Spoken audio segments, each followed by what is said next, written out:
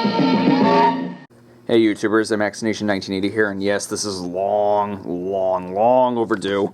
There are a lot of complications and such that got in the way, but yeah, there's a lot more stuff I have to film. There's a lot of stuff I had to have filmed since September, and I'm way behind here. I'm going to show the rest of the Blu-rays I got this year. Alright, so to start us off, a movie from last year, we got The Lone Ranger. Now, this film had a toxic reputation and still has a toxic reputation in some ways. It was a really troubled production, and the obituaries for the movie were written long before, principal photography even began, like when they started filming it. And it lost a lot of money for Disney, mostly because it had cost so much money. It made about over $250 million worldwide, which isn't terrible, but considering that this movie cost $225 million and had to essentially double that and then some to, make a profit, well, unfortunately the movie is a box office bomb. Now, whether it's a bad movie or not, well, that's all subjective, and a lot of people seem to, equate the word flop with bomb. I mean, a flop with bad movie, but there's a lot of good movies that have flopped, there's a lot of bad movies that have done well. I can't quite call The Lone Ranger a good movie, but it is an interesting one. And as many others have pointed out, it's essentially Pirates of the Caribbean in the Wild West, but at times it kind of shows that it wants to do something really cool, something really different, and I think the Pirates angle, I mean, yes, it's directed by Gore Verbinski, the director of the original Pirates trilogy. I mean, the Pirates of the Caribbean trilogy, the first three. He did not direct the fourth one, and he's not going to direct the forthcoming fifth one. And of course, it was produced by Jerry Bruckheimer and released by Disney. This could have very well been Pirates of the Caribbean 5, but set in the Wild Wild West. It's not, I wouldn't say it's a good movie, but I wouldn't say it's a bad movie either. Just an interesting one. And it was interesting enough for me to, to go buy it because, I had seen it on Stars. I was very curious to check it out, and, I liked what I saw. Even though it had a lot of flaws, and there were a lot of things in it that didn't, like I didn't really approve of, per se. Like, why did they make this story decision? Why does it feel too much like Pirates? Why is it, why is it exposition? Why is it dragging? Like, why is there exposition? Why is it dragging? Why is it so long? But the good stuff I liked in it, well, I liked. It's an interesting watch. It's got flaws. I recommend that you rent it first. I think it's worth seeing, but not worth blind buying. It's one that you should rent first. It's an interesting experiment, and with a few script tweaks, it could have been a whole lot better. And Disney, you can't dial down. You got to dial down the budgets for these kinds of films. Here we got the Lego Movie. Now, the Lego Movie was an unexpected surprise. I think for everybody it was an unexpected surprise. A lot of people remarked that a movie about Legos should not have been this good. And it got all these great reviews from the critics, and, I was excited for it once I saw the trailer. And I remember when it was announced. I'm going to show you the discs because they actually have artwork on them. We got the Blu-ray here with Wild Style. And we got the DVD here with Emmett. But yeah, when this film was first announced officially, I think it was back in 2012. And back then they said it was going to be a half animated, half live action hybrid, which was one thing I wasn't happy about. They said that it was in the works and that it was going to be distributed by Warner Brothers. And they said that Phil Lord and Chris Miller, the directors of Cloudy with a Chance of Meatballs, and 21 and 22 Jump Street, were going to direct it. And I took note of their track record, because at the time I actually hadn't seen Cloudy or 21 Jump Street. So I said, okay, maybe this could be good. And then they revealed that the plot, he has to team up with Batman and so-and-so to save the world. I'm like, wait, Batman? Batman's going to be in this? And I thought to myself, wait a minute, this sounds like it's going to be irreverent. This sounds like it's going to be really funny. And it turned out to be really irreverent and funny. What made this movie so great was not just the story and the script, but also the writing and how surreal, how irreverent, and how over the top, well, maybe not over the top, but how how weird it was, and it kind of basked in that weird silliness, and that's what I loved about the film so much. It had a real energy to it. But the other thing I loved about it so much, and it's too precious to spoil, but the ending. And the whole plot of the movie and everything about it just is enhanced by the ending. And I'm sure it had that effect on a lot of other moviegoers too, but if you have not seen the Lego Movie, I can't recommend it enough. This is a must-see film, and a lot of people are putting it on their best of the year list. Like, for instance, director Edgar Wright, who directed Scott Pilgrim vs. the World and the Three Flavors Cornetto trilogy, I think he put this on his list of best movies of 2014. And I think it should, I think it deserves to win, the Oscar, the Annie, the Golden Globe for Best Animated Feature. It's just, one would have thought, Lego, this is going to be just one giant toy commercial. It's just going to be so obvious, and it's not going to have any passion put into it, but you know what? It really does. This, I think, is one of the best animated movies made in the last 5 to 6 years. It's just really, really good, and if you haven't seen it, definitely check it out. And here we've got Captain America, the Winter Soldier. And this is the Best Buy exclusive Steelbook edition. And I got this edition because I did not like the covers for the regular editions. Especially the 3D edition, the regular one with the slipcover. I did not like that cover at all. Especially the face Captain America is making on it, gritting his teeth like, "Arrgh." It looks so weird. Almost looks like he's constipated.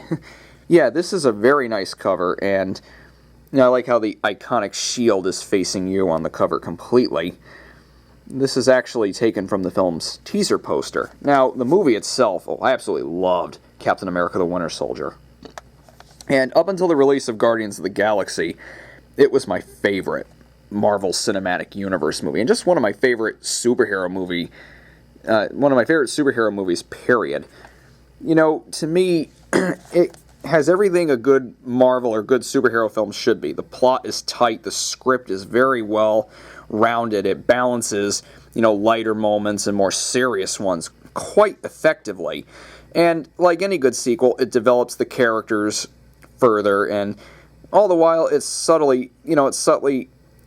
quietly sets up, the things that are going to come, like the Avengers Age of Ultron, the events of that film. But it's all very subtle. Like, it's not like Amazing Spider-Man 2, in my opinion, which all the setup stuff was very obvious and it took away from the main story, if you could call it that. I wasn't a fan of Amazing Spider-Man 2, so you won't be seeing that in a Blu-ray update anytime soon, or at all.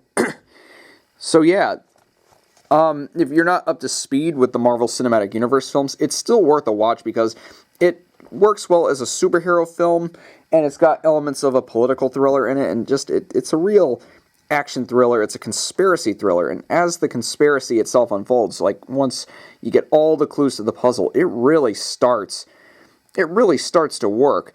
And what I like about the film is it's one of Marvel Cinematic Universe's more serious films, but it's not like po-faced. It's not like serious in that sense. It doesn't try to be like, Christopher Nolan's Batman movies. It doesn't try to be like Man of Steel. It still stays true to who Captain America Steve Rogers was in the first film, and having him deal with the modern world, and it goes all those routes. There's some sad stuff. There is some more serious moments, but at the same time they keep the characters' likability. They still have that classic Marvel humor, and the action is fantastic. This is just, all in all, just a fantastic film. And if you haven't seen it, it's another, must-see recommendation, to me. Like, I really recommend this. And no need to show the discs, because, again, there's no artwork, but there is artwork inside the case itself, which is, I like when they go the extra mile like that. Yeah. This is a great addition, so yeah, that's why I got it. And of course, this combo pack comes with both the Blu-ray and the 3D, the Blu-ray 3D disc. Marvel's movies, starting with the Marvel Cinematic Universe, movies starting with Thor: The Dark World. There's no more combo packs that include the DVD. There's just the single pack with the Blu-ray, and then there's the combo pack with the Blu-ray 3D, and the digital copy. And I think that's kind of frustrating, personally, because, I got Thor: The Dark World earlier this year, and if, I went down to Disney this past summer, I would have liked to have taken the DVD with me to watch on the way down. You know what I'm saying? I don't know why Marvel discontinued that. I think Disney is still doing it. Like, I think Sleeping Beauty Diamond Edition has the DVD, but kind of rambling here, so let's move on. And here we've got... Yeah, that's right, Godzilla. Now, I really liked Godzilla. Now, unlike the Lego Movie and unlike Captain America: The Winter Soldier, I didn't think it was a great film from a writing standpoint. I still think it's good. More than solid. I think it's really, really good. Very well made, and definitely respectful of the original Godzilla. It's nothing like the Roland Emmerich film that starred Matthew Broderick, which was more of a blow-em-up action movie that just happened to be called Godzilla. I don't think that movie's terrible. I just think it's a cheesy, just a monster disaster film. I mean, yeah, it's not very good, but this I thought was great. And I noticed that, it had some very weak legs at the box office. It had opened so huge because it looked so great from the marketing, but a lot of audiences apparently soured on this movie. And I can see why in some ways, because it does go against the norm. It's not your typical disaster film. And I can't really spoil too much, but let's just put it this way. It's respectful of the Toho Godzilla films, but at the same time, it's its own story. It ties in elements from the 1954 Godzilla and its sequels. It's nothing like the 1998 Godzilla. And I don't know if audiences went into it thinking that it was going to be a sort of, just monster tears up the city and we have to stop it. It's not about that. And I don't think I'm spoiling too much by saying that. It's different, and if you take it for what it is, you temper your expectations, you might really love it. I just love the way it was told, the way it was shot, the aesthetic of it, and in how suspenseful it was. Like, a lot of complaints you might be seeing are, they're saying, like, not enough monster, not enough Godzilla, and I think that's what makes it work so much. It treats Godzilla as if it were Jaws or Alien or something like that, and I know some others pointed that out too, but it very much is like that. The less you see of it, the more suspenseful. And this is Godzilla, this is told from the human's perspective. This is a very human-centric story, and how they react to the events that are going on in the film. The only problem with that, though, is that the two human characters aren't very... They're just, as one of my friends put it, just serviceable. A little bland, but they're not extremely compelling characters. But I can forgive that because, the story is how they witness the events rather than what their story is. They don't really have much of a story. So, yeah, I really enjoyed this. When I saw it in theaters, I loved it. My audience loved it too. They applauded like 3 times during the movie, and that included the end. So I guess some audiences really, really loved it, and some audiences really, really hated it. I saw some reader polls, and the reader polls, the audience was saying, it was the worst film they saw in 2014. It's just, what? Anyways, temper your expectations. You may really like the film. I recommend it. But again, I recommend it. But again, temper your expectations. Might not be what you're expecting. Now, here's an unexpected gem from this past summer. Now, from the box, from the cover, you might think this movie is titled Live, Die, Repeat. It's actually titled Edge of Tomorrow. That's the title in the movie itself, and that's the title that you saw in the trailers and the posters. However, Edge of Tomorrow was a very dull title for this movie. The original title was All You Need Is Kill, which I think was a much better title, and that's the title of the manga that it's based off of. I think it was a light novel first, then it was a manga. But anyways, it was marketed very badly. It just looked like a bland Tom Cruise fights aliens. It's just a dumb shoot 'em up movie with a lot of big special effects, and I bet it gave audiences a sense of deja vu because last year he was in the sci-fi movie Oblivion. Now I liked Oblivion, but it seems that Oblivion, audiences were kind of meh on it. But I highly, highly recommend this film. A lot of people missed it, but it got excellent reviews, which Oblivion did not get. Tom Cruise and Emily Blunt are excellent in it, as is the rest of the cast. And there's a lot of surprises in it. I'm not going to spoil them, but definitely rent this movie or even blind buy it.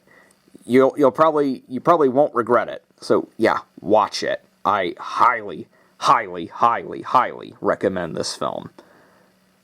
I can't say too much about it. I don't want to spoil anything, but it's definitely worth checking out.